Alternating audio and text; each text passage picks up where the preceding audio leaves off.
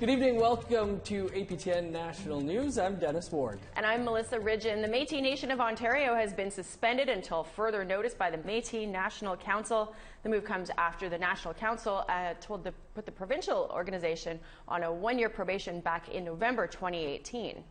The issue was over granting Métis citizenship to people with roots in parts of Ontario that the MNC says is not part of the Métis homeland.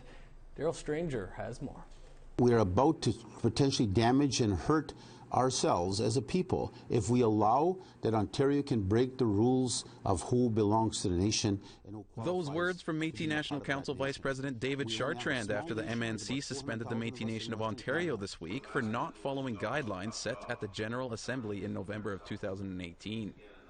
The suspension comes on the heels of the Metis Nations of Alberta, Ontario and Saskatchewan signing a document criticizing Metis National Council for a lack of transparency and accountability. MNO President Margaret Froh issued a statement with the document saying, quote, "Since our three Métis governments signed historic self-government agreements this past summer, we have been looking for ways to collaborate, to take the gains we have made and really roll up our sleeves and move forward on self-determination and self-government on behalf of all Métis citizens. This was a historic opportunity to create a shared vision and to finally see the dream of Métis self-government realized." Chartrand disagrees and believes the Tri-Council is trying to avoid the true matter at hand. They made a decision to create this new Tri-Council and try to disguise it as self-government, but it's not self-government. They try to disguise it. They've also made it very clear they created this situation for themselves.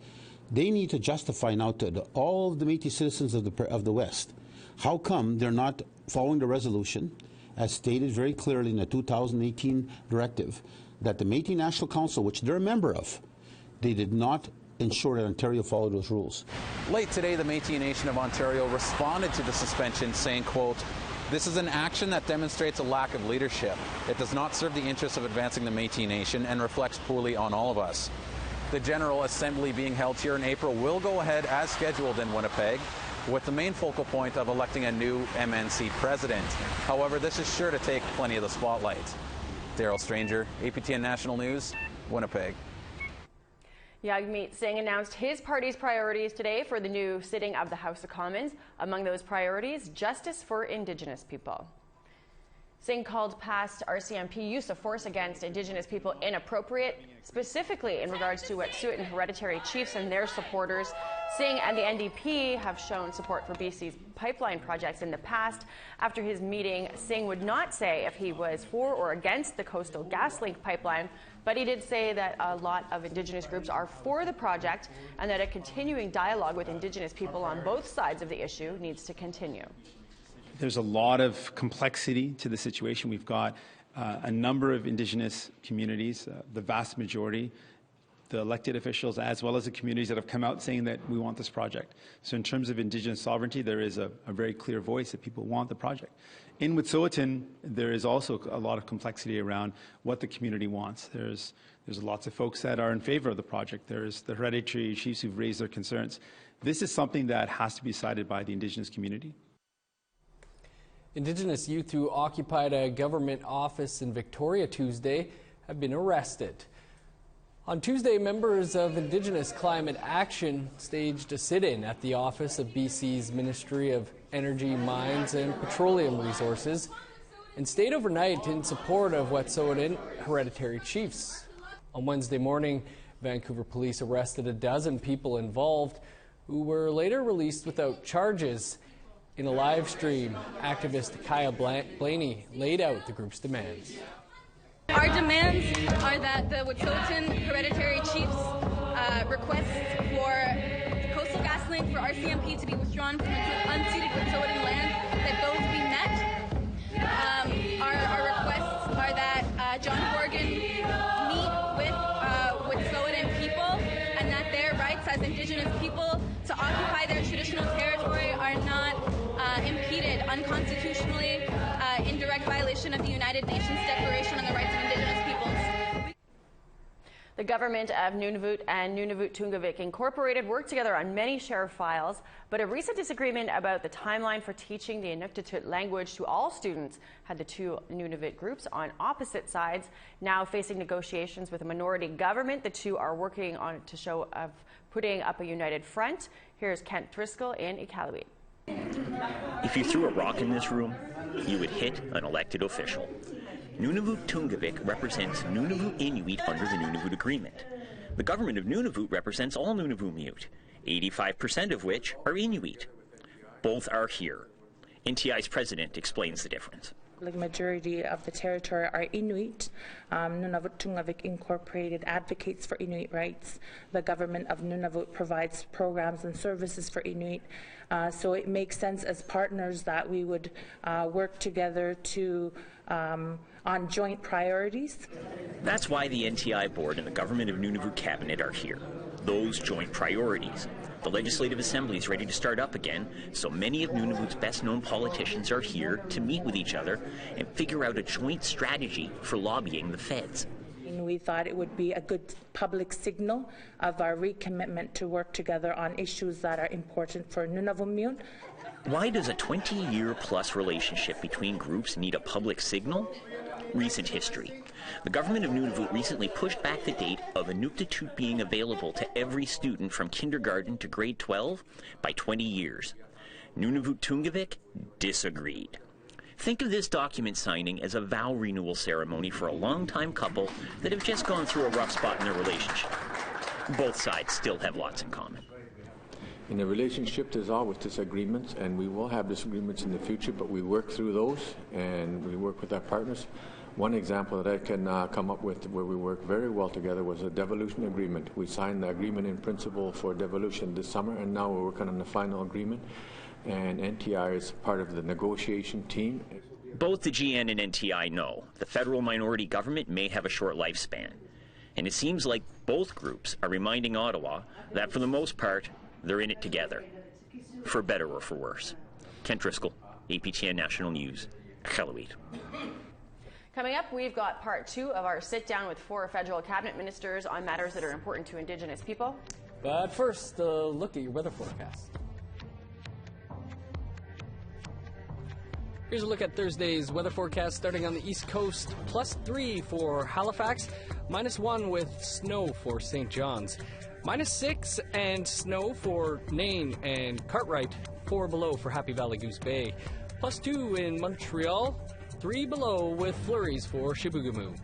+2 in Toronto, Ottawa, London, Sarnia, and Windsor. -5 in Thunder Bay, 9 below under sunny skies for Sioux Lookout.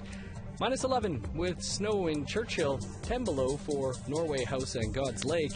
-7 in Winnipeg, 8 below in Barons River.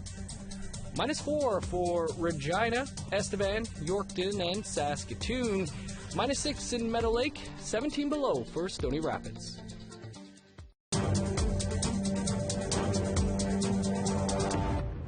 Welcome back. Yesterday we brought you part 1 of our sit-down interview with 4 federal ministers.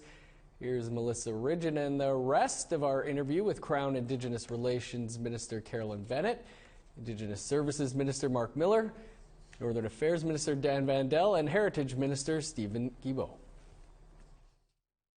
Minister Bennett, I'll come back to you. There's some forward movement on Indian Day School compensation. Your government has said there's 700 schools that will, survivors of those schools will be compensated for. There's another 680 schools that were excluded from this. What do you say to the people who say you guys are only helping half of the victims of day schools? So we're very pleased, and of course being here in Winnipeg, we can't help but think of Gary McLean and his amazing smile, and who sort of led this process. Of the people who came together and decided they didn't want to go to court, they wanted to sit down with the federal government and determine what was fair. And so of that group, I think we've done well, and we're I think breaking new ground in terms of the way we can work together. But that's only half of the day school survivors. So I think that the issue is that we are committed to do the right thing, to have justice for anyone who was harmed by these failed federal policies in the past. So there is something for those other survivors well, of the 680 I think that schools? We've been working very hard with the Île La Crosse. That was a day school that was mainly for Métis. It was run by the province, but we actually of Saskatchewan. But we actually are working with those survivors to see what they need and how we can move forward on that. Hopefully, with the province of Saskatchewan. Mm-hmm. But again, each of the schools has a different story. But we started with the first apology the Prime Minister gave was for Anderson, for a school that was founded before Newfoundland and Labrador were even in Canada. Mm-hmm. So I think our track record is about doing the right thing, and that we're going to keep working with all survivors and families to get this done. So there's hope for those 680 other schools that the conversation will continue. I think that we are we're 99% through the Indian residential schools settlement, and we're going to just keep working on anybody who was harmed. Okay. Minister Vandal, there was a big drop in support for your party between 2015 and 2019 with First Nations people and Inuit people in particular. Is there conversations at your party level about how to regain that trust? There was. But at the same time, I'm very proud of the work we've done since 2015.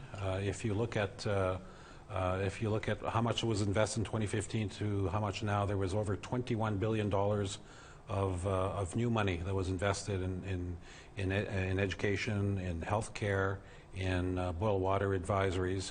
In Manitoba alone, there was over $1 billion invested in northern Manitoba. I know there's four new schools that were funding was found for northeast of Norway House, mm-hmm. which means over 1,600 students will no longer have to leave their communities to go to high school, and that's incredibly important. Mm-hmm. $100 million for a new health facility in Norway House, which is so needed up there, as well as agreements with MKO and on health transformation. I believe that was $42 million. And great work with the Métis Federation, Metis National Council, including the MMF here.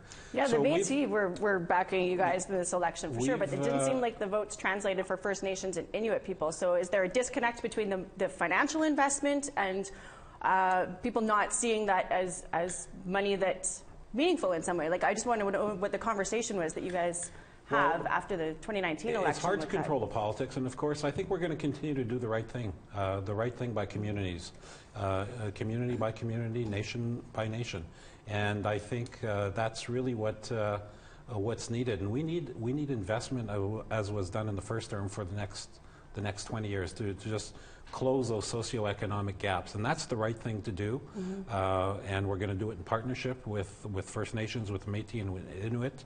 And how the politics are going to how it's going to move. It's something that I don't want to say it's beyond our control, but it's fluid, it's dynamic. Mm-hmm. You've got other parties that are saying we're not doing enough, and we know we're not doing enough. But we've made some great progress on some very important key issues. We're trying to close the gaps that are out there, and we're going to do the right thing in partnership. And that's very important. Co-development is something that was never heard of before 2015, whether it was the Arctic and Northern Policy Framework or the Child Welfare Bill or the Languages Bill. Those were important initiatives that were co-developed. Mm-hmm. So I think we have to continue doing the right thing and let the politics evolve. Chips fall where they may, votes fall where they may, I guess. Minister Guilbeault, I wanted to ask you about, prior to getting into politics here and the current role that you are as the Heritage Minister, you've spent a lot of time as a climate activist, somebody who worked on climate policy. I'm curious just as to your personal, if you look around now, do you feel that Canadians are getting this, that climate change is real and what each individual person who lives here, the impact that we're having on this planet? I mean, you've worked for years in this as your background. Mm-hmm, mm-hmm. Are you seeing an evolution? Is it? Oh, absolutely. I mean, I started working on climate change in the early 90s, and when we talked about climate change in those days, people said that we were, out to lunch, alarmist, People called us green melon. We were watermelon. We were green on the outside, red on the inside. We were communists disguised as environmentalists. That's what people thought of people that were talking about climate change in those days. We don't hear that anymore. There's been an evolution in the mentality of Canadians by and large. Not everybody, obviously, but in the last election, 70% of Canadians voted for parties that had more than 70% for parties that had very strong climate change policies. Between those four parties, we don't agree on everything, but we all agree we must do more to fight climate change. We must do more for better housing and more efficient housing, more transit, more electrification, getting communities off diesel. So there's been tremendous progress, but we have a long way to go before this problem is solved. And we are seeing all around the world that the problem may be accelerating much more so than what scientists I was talking to 20 years or 10 years or 5 years ago were saying. Minister Miller, C92. Lots of uncertainty around how this is going to roll out. There's been criticism or confusion, I guess. What's the funding? What's the funding going to look like? What's the plan for jurisdiction? What can you offer to people who are scratching their heads? This came into effect January 1st, and there's still a lot of people going, I don't know what's happening. Well, look, first I want to loop the loop on something really important that Stephen said about education. Sure. The core of my mandate is to close those socioeconomic gaps, and we did that with respect to education, and a core part of that is languages and culture. As part of closing that financial gap, which we've done, there's $1,500 per student on reserve allocated to language and culture, which is so key in those formative years, K to 12, to achieve, and we've done that. And the outcomes will come. We know that when we dedicate that money and those resources in the right way, we enable the discussions about self-determination. And we know that the results are there with various examples. Non-Indigenous students, the graduation of Indigenous student rates are the same, if not higher, than non-Indigenous graduation rates when control is put back into community. And that is so important, and it enables all the discussions that we're having today here on self-determination. An integral part of that, which a lot of us take for granted, is control, care, and custody over your own children. Something that has not been, something that Indigenous peoples have not had. When we talk about children, the horrible stories about children being ripped away from their families, and they're occurring today. C92 was community-driven, and what it does on January 1st is enable a national standard on the best interests of the child, culturally sensitive, culturally appropriate, a reflective position as to what you do if you come to that inevitable point where you have to remove a child. We obviously want to focus on prevention, but we can't have this discussion without first having a very important national standard as to the best interests of the child, and then a community-driven process where communities can approach us on a distinctions base and say, hey, I want to draw down on my inherent right to have control and custody over my children, and have a piece of legislation that guides that. So there's a two-stage process to this. First, January 1st is this important standard, and second, the ability of communities to engage with us and talk about the legislations that they choose and the capacity they need in order to take control and custody over children that have been taken away from them. That will require money, and these are discussions that are ongoing with respect to budget asks, but this will be rolled over many years, and this is not a solution that is going to go away quickly, but we as a government and Canadians should be laser focused on this. We should all be thinking of this in the way we see ourselves in our country. We need to move forward in a fashion that is open and respectful and driven by communities, and that's what I've told directly to my officials as we roll out technical guides, as we engage with communities, and we see the plans that they put forward and they choose. And so the resources will be asked and demanded by communities, and we will have a discussion which includes provinces and fleshed out coordination agreements so children aren't falling through the gaps as they have through the decades before. Well, I thank you guys all for stopping in at our lovely studio. It's great to have four ministers sitting here, and you guys are heading back home, back to Ottawa. Pretty quick there. Yes. Caucus tomorrow. Well, thank you, and I hope that your 3-day stay in Winnipeg was enjoyable. Thank you. Thanks so much. Thank you very much. Good to be home. Yes. Great to be home. And we'd like to hear what you think about what the ministers had to say. You can share your thoughts by sending an email to news@aptn.ca. If you missed the first half of the minister's interview, you can find it in full on our website, aptnnews.ca, and on youtube.com/aptnnews. You can also share your comments on our social media pages. Now time for a quick break, but first the rest of tomorrow's weather. Picking back up in northern Alberta, -6 for high level with flurries, 3 below for Fort McMurray, +3 in Medicine Hat, +1 in Edmonton. 10 above with showers in Vancouver and Campbell River, +8 with rain in Kamloops. 15 below with snow for Fort Nelson, +5 in snow in Prince George. -27 with flurries for Old Crow, 16 below in Mayo. -15 in Fort Liard and Trout Lake, snow and 17 below in Yellowknife. -26 for Colville Lake with flurries, 20 below for Pawlatuck. -31 in Repulse Bay, 33 below for Cambridge Bay. -33 in Arctic Bay and Resolute.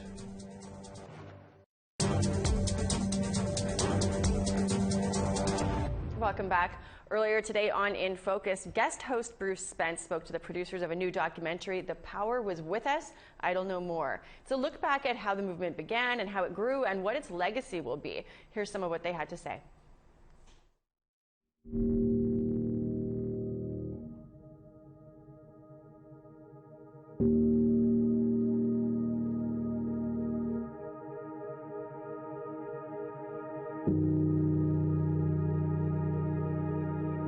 It's a movement some never saw coming.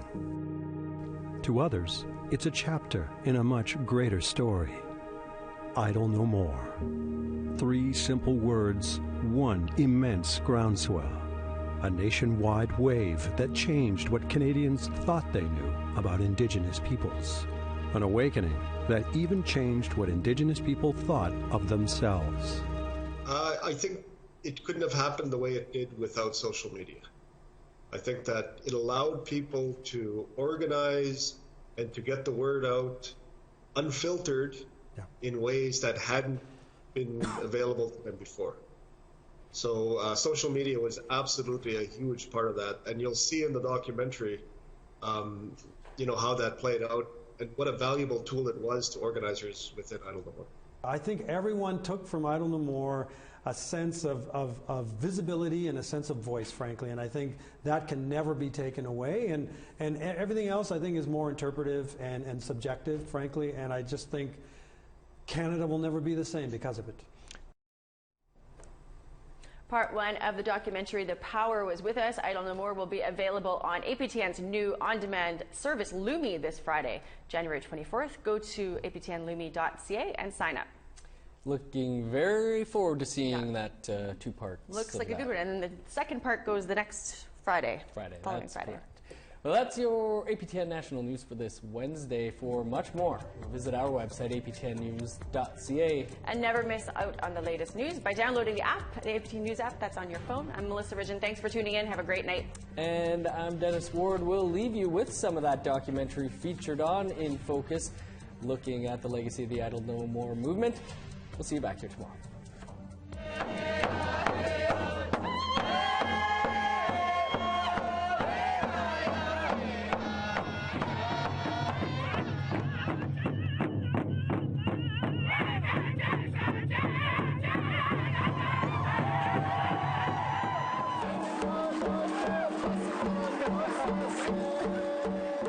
December 10th, 2000.